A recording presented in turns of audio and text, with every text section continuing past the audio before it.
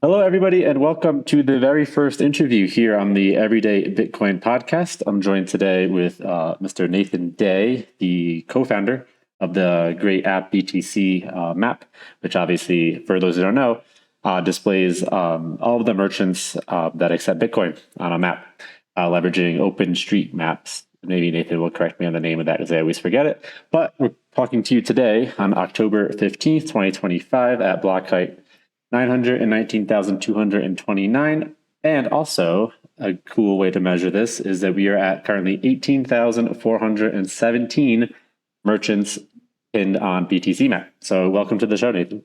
That's great. Thank you. It's great to be here. Cool. So could you tell us just a little about yourself, about your Bitcoin journey, about BTCmap, whatever you want to say? Yeah, sure. I'm relatively new in the Bitcoin space. So kind of turned up at the tail end of 2021, having dismissed Bitcoin at least once beforehand, back in 17, 18. And for the usual reasons, it's a Ponzi scam. There's lots of people trading. It was like everything that I didn't believe in really from the outside, but that's on me because I hadn't done the work to dig deeper at the time. Yeah. So anyway, went on, did other things, and then it was actually through a homeschool journey. So our kids were homeschooled for a while whilst we were traveling, and one of my son's friends on one of the online homeschool platforms turns out to be the son of Daniel Prince, who's a famous podcaster. He does the Once Bitten podcast. Yeah. And so that was my kind of second touch point, where it was basically school dads and Dan Prince banging on about Bitcoin. So at that point, I had a bit more time and delved into it, and then fell really deeply, really quickly down the rabbit hole. I was reading kind of a book a day at that point, Oh, and wow. by the end of the first week, I was running a node. And by the end of the second week, I think I'd had a Lightning node running as well. So Wow. very, very quick catch up from zero to being completely obsessed with Bitcoin. Yeah, that's really fast. I mean, granted, I'm traveling all year, but once I'm home, I'm going to be starting a Lightning node, but I obviously run a node at home. But I didn't do it within a week, so it's really impressive. um, cool. And then when exactly did you start BTCmap? So yeah, 21 was coming to Bitcoin, and then it was Honey Badger 22 is when we kind of like put it more out there publicly. So prior to that, the other guy who runs BTC Map with me had done an Android app that directly looked at data on OpenStreetMaps, and we'll get into how BTC Map works if you want later. But there was an app there, but it was not used very widely, and so we kind of started to market it at Honey Badger, which was August 22. So yeah, just past 3 years now we've been doing that, and now obviously we've got apps on different platforms, including the web app, and we've really developed a wider community of not only software maintainers but the data maintainers as well, which is as important as the software. Hmm. Um, and so we've got a central team of those. We call them the shadowy super taggers. And we also try and distribute that down to local communities as much as possible. So in addition to those locations that you talked about, which is nearly 18,500, we've also got communities on the platform. And at time of recording now, I'm just looking, we've got almost 600 communities Oh, as well. So wow. they're areas around the world. So they can vary. They can be meetup groups at kind of one end of the spectrum, and then at the other end of the spectrum, they can be fully fledged circular economies. So some of the more advanced communities are managing their own data, and it has nothing to do with us at all, which is kind of the plan. So we just need to empower one community at a time to kind of take over looking after their patch, as it were, in terms of data maintenance, because it's not our data, it's not BTCmap data, it's your data, it's the data of the people that live in those communities. Yeah. And when you say taking over their data, what do you mean by that? Do you mean like they kind of took the the API that BTCmap is using and they're kind of going with their own thing, or what do you exactly mean? Yeah. So, well, just to take a step back, then I guess. So, one of the reasons that BTCmap has been successful, in my view at least, is that we're using OpenStreetMap as like a geographic database. And for those not familiar, OpenStreetMap is kind of like the Wikipedia for maps. And so it's kind of like a data commons. Anyone is free to edit that information, subject to it being accurate. And it, the platform kind of has an immune response system, so that if bad data creeps in or there are some edits that are questionable, then the global mapping community is monitoring that all the time, and you end up with a fairly good view of reality with OpenStreetMap.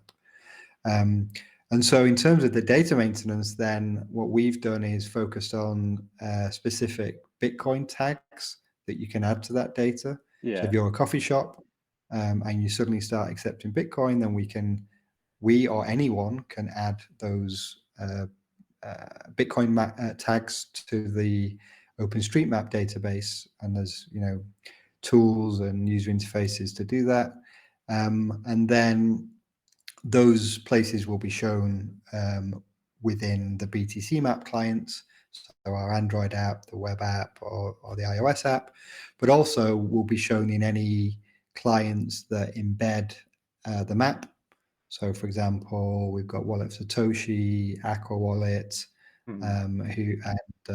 Albi, who integrate the web view, and then we've got other wallets working on more native integrations. So, Cash App and Blink Wallet are using our API directly to grab that data. Super cool. Yeah.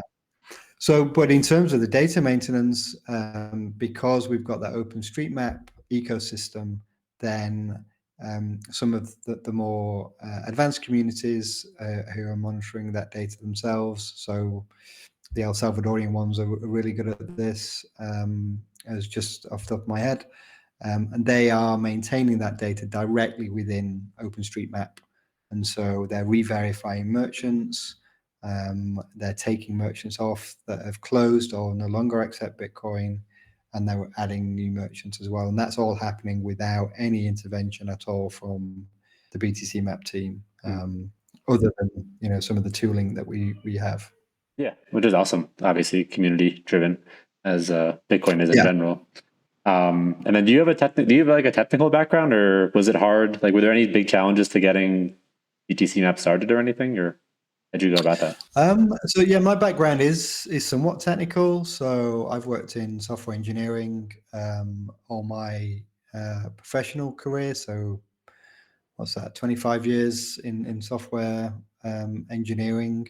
Not necessarily the coding side, although I did do some back in the day, but mainly on engineering management and sales and marketing and stuff. So yeah, background in tech. And I think what helped me particularly with BTCmap as well is that I'd also been exposed to a lot of open data projects in the UK, working with UK governments to open up data that was in various silos around government and open that out to the people, because they've paid for it effectively. So we were releasing lots of data on behalf of government throughout my professional career. So that was kind of half of the unlock with OpenStreetMaps, to make sure that not only the software was free and open source, but we talk a lot about FOSS in Bitcoin. Yeah. but the other part of it is that the data is free and open source as well, often known as open data. So yeah, I think some of that background helped both on the open data side and obviously on the software management side of things as well. Okay, very cool. I actually didn't know that the name Open Data, but it's good to know. And how exactly are you guys measuring success? Do you just go by like number of pins on the map, or are there other things that you guys are looking at to measure, I guess, the map success? Yeah, I mean the headline number is important, the one you read out earlier, but almost more important is the quality side of things. So we deem a location is up to date if it's been created or verified within the last 12 months. Okay. So that means somebody has verified that they exist and they accept Bitcoin. That can be in person or it can be done remotely. So currently the number of verified locations out of those 18,500 or so, I'm just checking now, we're approaching 10,000. Okay. So it's a constant battle because that number is always going down, the number of verified. So without any action, that number will tend to zero. Unfortunately. Even if the total locations remains the same. And so it's a constant battle to ourselves verify as a central team, but more importantly, encourage local communities to take on that verification themselves in order to make the verified locations number as close as possible to the total number of locations. So there's a bunch of us in the UK right now, actually. So I think UK is about 400 locations at the moment. And we're going on a verification exercise that we split up around the country. So each person is taking responsibility for their local area. And so over the next couple of weeks, we're calling, we're turning up in person, and we're refreshing that data. Oh, that's great.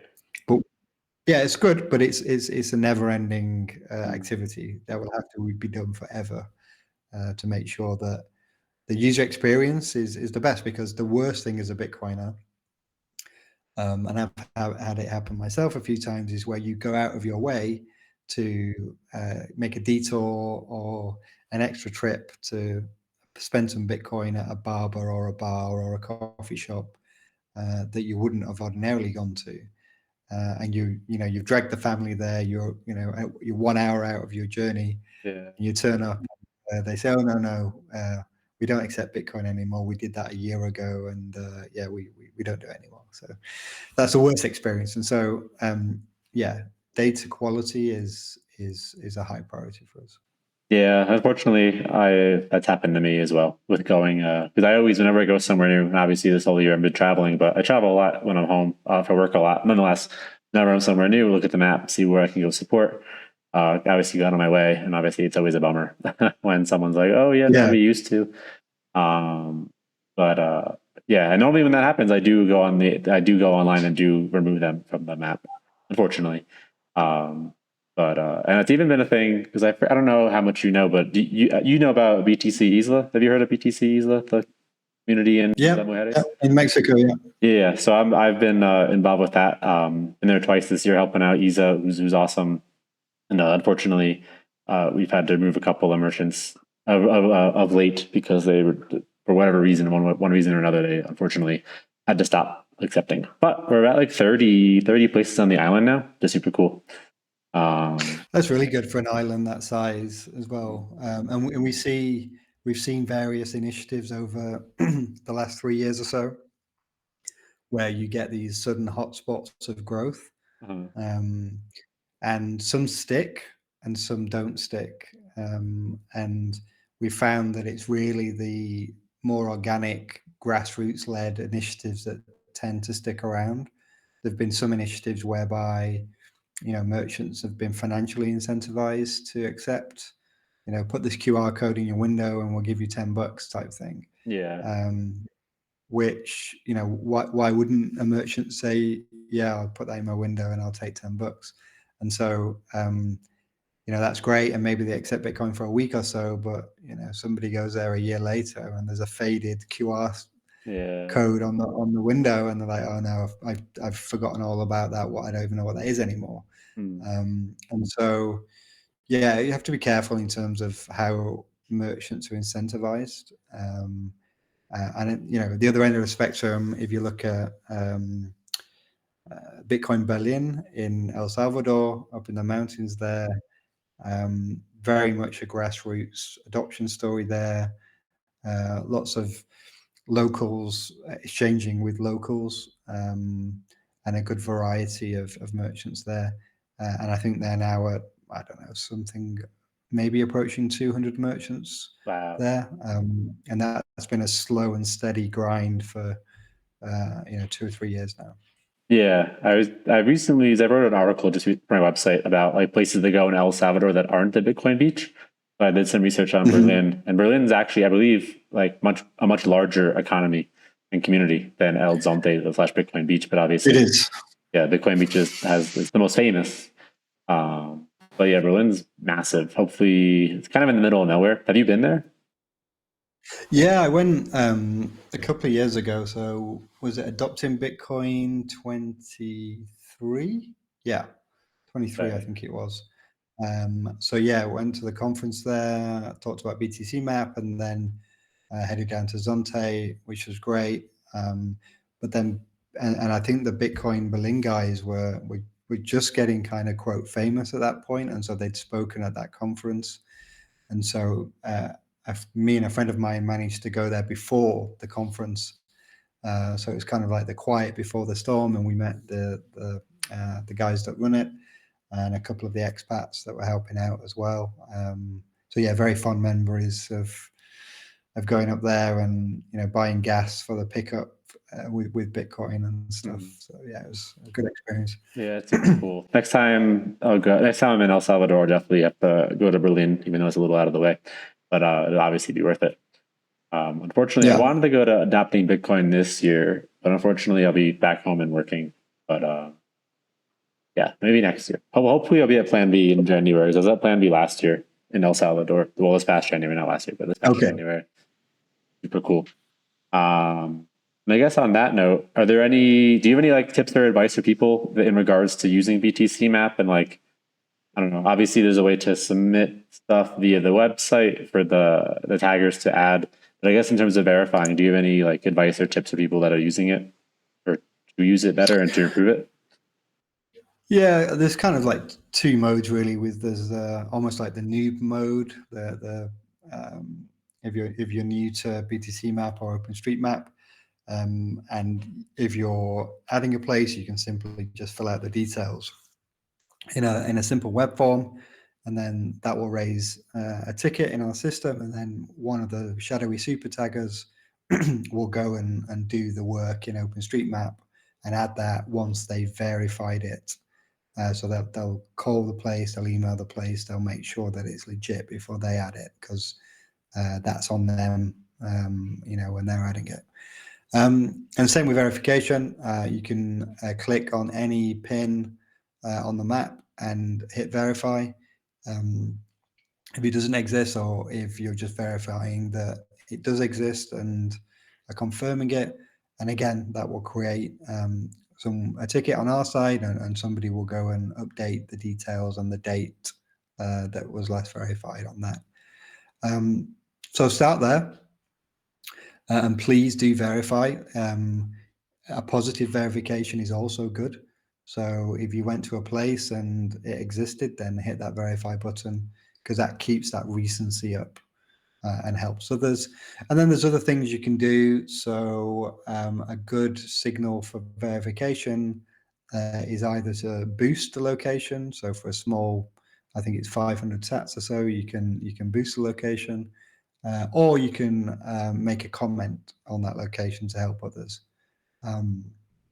So places that have recently been boosted and have recent comments, that's another signal that they are active and alive. So that's kind of like the easy mode. And then for those wanting to delve deeper, they can go directly into OpenStreetMap and edit and update the data as they see fit.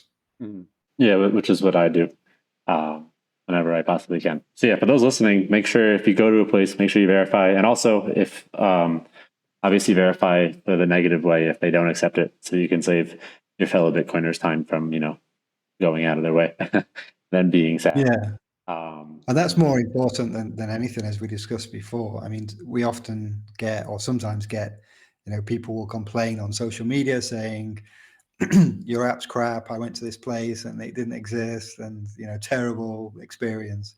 And it'll be from somebody who lives in that area. And we say, well, we've provided the tooling, but the data isn't ours, it's yours. And so really you should be maintaining your own backyard better than you currently are. Which hopefully when they do complain, they also verify. But probably not. If they're well, they don't normally. If they're complaining on social media, they're probably not taking the time to actually, help the cause. Rather just spew negativity. No, we'd rather have a negative verification and remove somebody from the map than have a new place on the map. Yeah, which is a good attitude, I would say, to save people time and also not be deceiving in the end. And then I guess I have one more question on BTCmap, if you're able to share. Do you have any details about maybe a future roadmap, future detail, or future features or anything you could share? Or is it kind of just... Yeah, so it's been quite busy recently. So a few features in the works is on the event side, where we'll be able to list events geographically and have people be able to search and view those. Because currently we've just got communities and obviously the places, the merchants themselves. So that's one thing. We're also looking at adding services which are non-geographic, as in they don't have a physical location, at least one that they want to share. So you're a web designer or a plumber working out of home, and you serve a particular area, then you'll be able to list your service in that area rather than say, here I am as a plumber. So more like an online directory, but it will be linked into those communities again, so that if you're in a community or a region or a country, you'll be able to tag, which areas you serve, and then obviously be displayed in those. So that's something we want to make happen, and it's probably our most requested feature. But for the last couple of weeks at least, we've been very busy on the Square integration, which is, in fact, today they've just announced their first location, which is a coffee shop in DC. So the first transaction has been completed today. But we're working with Block and Square to make that integration more automated, so that when a merchant on a Square terminal hits I want to accept Bitcoin and goes through their onboarding, once they've been onboarded to that feature, that place will automatically appear instantly in BTCmap clients. That's awesome. That's super powerful. Yeah. So we're ready for that. We'll see how many of their 4 million merchants press the button. So it's going to be an interesting barometer to see what uptake we get, because we've got a very large sample size there with 4 million merchants. Yeah. But even with if half of 1% of merchants on board, we will double the number of merchants on BTCmap. True. That's a big number, 4 million. That's pretty cool. I've been waiting for that. As I have a friend that owns a coffee shop near where I'm from. We just opened a coffee shop, and I was trying to get him to accept Bitcoin, and he uses Square or Block, I guess. Square terminal, yeah. And so I'm excited that now it should be more streamlined for him. And then once I'm home in a couple of weeks, I'm definitely gonna swing by and be like, now is the time to actually do it. You don't have to download an app or anything or a wallet. You can just do it on your terminal that you already have set up. Yeah, so that's going to be a lot of merchants coming on, and like I say, a really good barometer as to just general interest, because that sample size of Square merchants is, they're not Bitcoiners. It's a broad sample, so we'll see, Yeah. what the general public in terms of merchants want to accept. Yeah. And now, I mean, whenever I go somewhere, even though if I know the answers I already know, I always ask, oh, do you accept Bitcoin? Of course, yeah. Yeah, always. Even though I know it's going to be no, it's like, why not just plant the seed? But now if I go somewhere and there's a Square terminal, now I can be like, it's really easy for you to do it. You already have all the infrastructure here. And maybe is one less friction to be removed. Yeah, I mean, it's, as I understand it, it's literally press a button and done. Yeah, that's great. Mhm. Glad to be able to So that'd be check. cool. And then longer term, personally, I'm a big Noster bull. So I think the future of the internet. I think Noster has a huge part to play in that. Mhm. Um, and so I've been doing a lot of thinking about how we best merge the worlds of Noster, which is obviously about self-sovereign identity, and signed data, with the OpenStreetMap model, which is more about a commons of data and shared ownership. And so, they're very different paradigms, and each have their strengths and weaknesses. And so, we're figuring out how to best use the strengths of both of those ways of doing things. So yeah, working on some protocol extensions for Noster that will enable those merchants that want to own their locations, their places in cyberspace.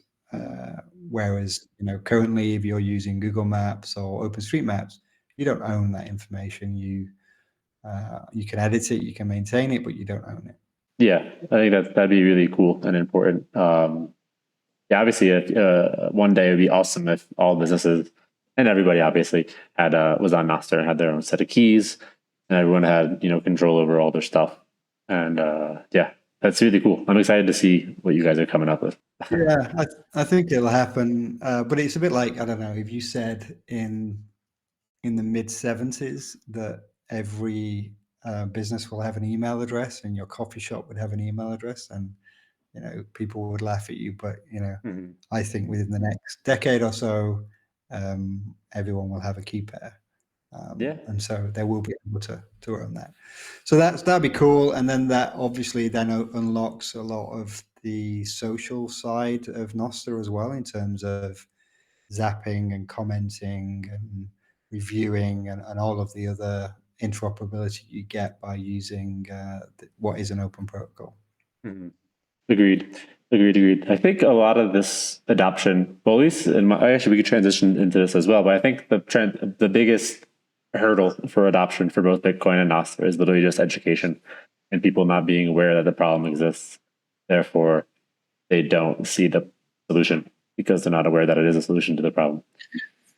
Yeah, they don't see the value in the solution. Yeah, it's like my life's fine as is, my business is fine as is. It's actually not, but you just don't really know that how much better it could be.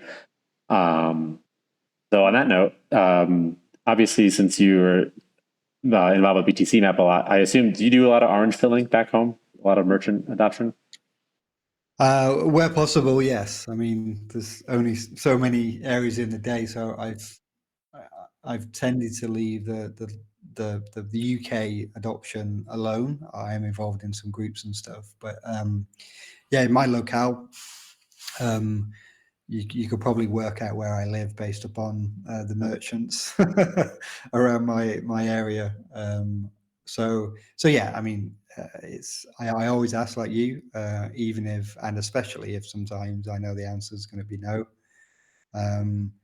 But no, it's cash or Bitcoin is always the line I use, and it often starts conversations, and you don't know where they're going to go. 9 times out of 10, you get something dismissive or negative, but then maybe you say the same thing again 2 weeks later, and there's a bit more interest at the same merchant, and so yeah, slowly. A bit like orange pilling in general, as in friends and family. I think the less hard you go to begin with, the more success you have. So when I first got into Bitcoin and I was trying to, I'm sure we've all done it, we've tried to save everyone within the first few months of learning about it. And everyone just thinks you're a crazy person, and probably still do. Whereas now I've kind of learned to go a bit more slowly, just introduce the idea, the name alone to begin with, and then go back again 2-3 weeks, months later, and pick up a conversation. And some people will take the hook quickly and want to learn more because they're curious or they've got some pain points that it addresses. And for those that are not, then that's fine, and they just have to endure more pain before they perhaps open to some alternatives, right? Yeah, exactly. Which is obviously the same. I experienced the same thing 9 out of 10 times. That it's like, no, and it ends there. But every so often, yeah, someone's interested, and it's like sometimes like, oh my god, we gotta somehow contain all the excitement and all the energy, and not like scare them away with like just exploding about like, oh, you should accept it, all this fun fact about it, blah blah blah. Well, something that I also started doing, I guess I'm not sure how to describe it, but when someone tells me no, I'll usually say, oh, not yet, okay. And sometimes they'll be like, what do you mean not yet? I'll be like, oh no, you will at some point. I guess kind of slightly arrogant, but it's like, it is the truth if they know it or not. Yeah. So I kind of have fun in my own way when they say no. It's like, oh, okay, well, you will at some point. Yeah, and there's no harm in asking, because they'll either say no, but you've planted the seed at the start of a conversation at least, or you'll be surprised. And I've had it before. They say, "Oh yeah," and they pull out their Lightning wallet, and it's like, "Oh, okay, right." That happened with one of the trades that we had around the house, and yeah, he wasn't screaming Bitcoin, but when asked, he said, "Yeah, absolutely," and took the payment. Nice.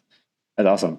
And I guess, do you have any like tips for orange pilling that you, or strategies that you go to? I guess you said you touched upon that, less is more, I guess, at least starting. Yeah, just go slowly, and then particularly on the merchant side, they don't have to be orange billed. They have to want more business, and even if they cash out to fiat to begin with, but they've accepted Bitcoin, that's okay. The experience that I've seen is that the people that start there end up then moving to holding the Bitcoin over time. And so just start where they are comfortable. And if that's in a custodial wallet with a cash out option to fiat instantly to begin with, that is fine.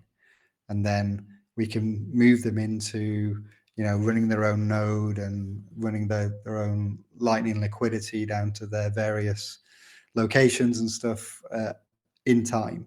But we can't start there, and we can't, nor do we necessarily need to start with why Bitcoin is so important. It can be a very simple business decision, which says there is this pool of people called Bitcoiners who will go out of their way to spend money with you if you accept magic internet money. Yeah. And don't worry about it, because you'll get dollars or pounds instantly instead. And that's where to start. Yeah. Agreed. And normally, when I do go to a place that accepts Bitcoin, sometimes, more often than not, I'll even tell them like, "Hey, just so you know, I specifically came here because you accepted Bitcoin." Just to let Yes. them know like that them accepting it makes a difference, and like I am a customer specifically for this reason. Otherwise, I would not be here right now. Yeah. And I think that's a great shout, and it's good to remind people to do that. I had that recently where I did it, and the guy, I think he'd been set up a year ago, and I was the first person to come in, and he had the app, he was ready to go, and it all worked smoothly. But I made it very clear that I'd actually traveled about an hour out my way to go scuba diving whilst on holiday, because the scuba shop accepted Bitcoin. And so he was impressed. He was like and shocked that somebody had done that. But yeah, it's very important for us as punters, as patrons, to to say that. I think, yeah. Agreed. And crap, I had one other thing in mind, but what was it? Must not have been that important if I forgot what it was. Okay, cool. Well, I just we could wrap it up here, but I'd like to ask you one non-Bitcoin question, if you don't mind. Mm-hmm. What is something that makes you lose track of time? Bitcoin, does that count? I don't know. I guess it could, but ideally non-Bitcoin.